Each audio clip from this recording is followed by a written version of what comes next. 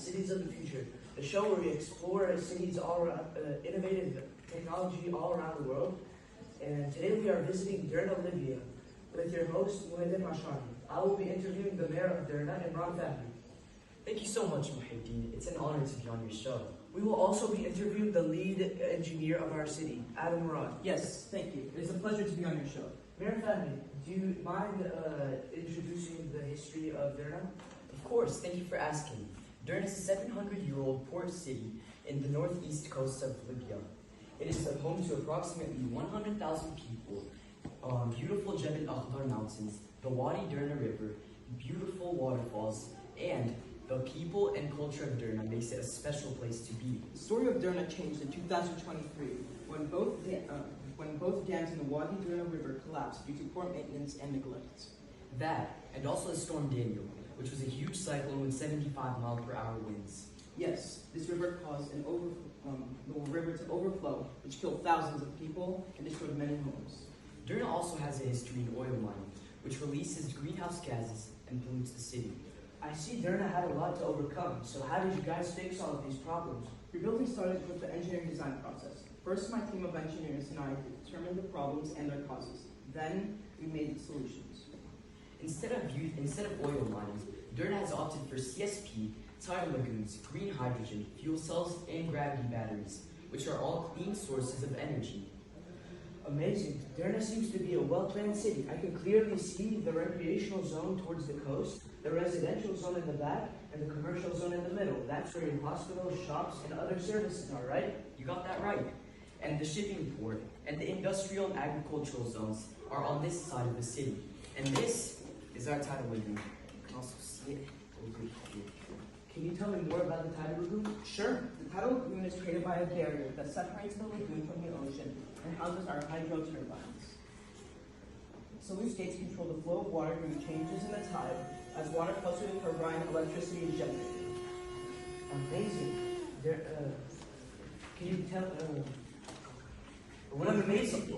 The lagoon is also home to our visitor center and sports arenas. And it's home to our marine farming and beautiful walkways. What an amazing way to attract tourists. Tell me more about your innovative technologies. Another power source is CSP, concentrated solar power plants. CSP uses troughs that reflect the sunlight to heat up a tube of molten salt, which in turn heats water within a heat exchanger.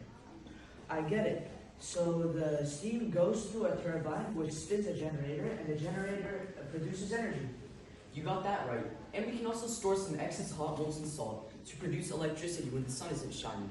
This way, CSP can power up to 90,000 homes. And we also have Derna Transportation Departments, which oversees all electric vehicles and roads, piezoelectric walkways, fuel cell charging stations, and underground Hyperloop transportation system. That sounds cool. Can you tell me more? The Hyperloop is essentially a hyperspeed train. It uses electric propulsion and magnetic levitation to reduce drag and allow speeds up to 700 miles per hour. Wow, that must allow for very fast travel. And you also mentioned fuel cells. Can you elaborate? Before we tell you about the fuel cells, we need to tell you about the green hydrogen facility. An electrolyzer is powered by excess renewable energy, which breaks down water into oxygen and hydrogen. This hydrogen can be sent directly to fuel cell charging stations or stored to be used locally or sold. We use fuel cells to convert the chemical energy from hydrogen into electrical power, much like the way a typical battery works. A fuel cell is much cleaner though. The only byproducts are heat and water. Wow. Speaking of batteries, you guys mentioned the gravity battery before. Can you elaborate more on that?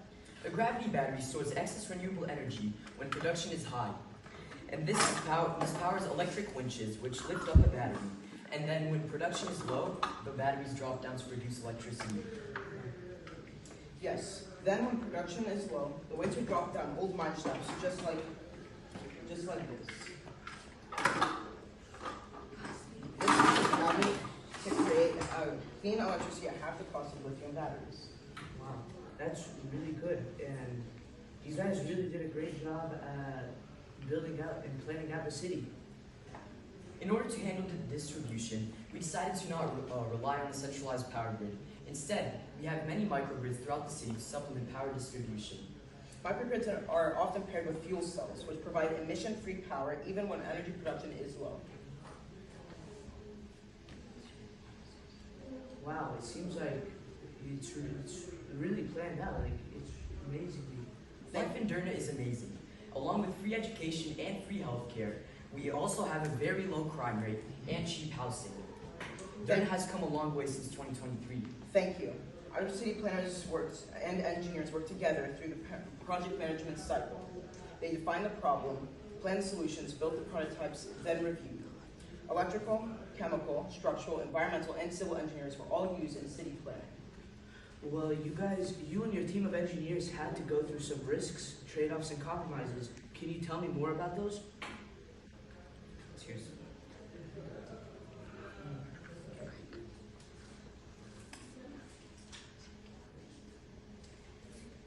Investing in clean energy was costly, but it more than paid off over time. Now we have an inspiring clean city that people from all over the world would love to come see. Everyone is welcome at Derna, where everyone can experience diversity, culture, nature, and our green technology. I would really love to live in Derna. This place seems great and really clean. You are welcome anytime. We have a small gift for you for visiting us. Wow, that's so thoughtful of you guys. Thank you viewers for watching our presentation, and Thank you.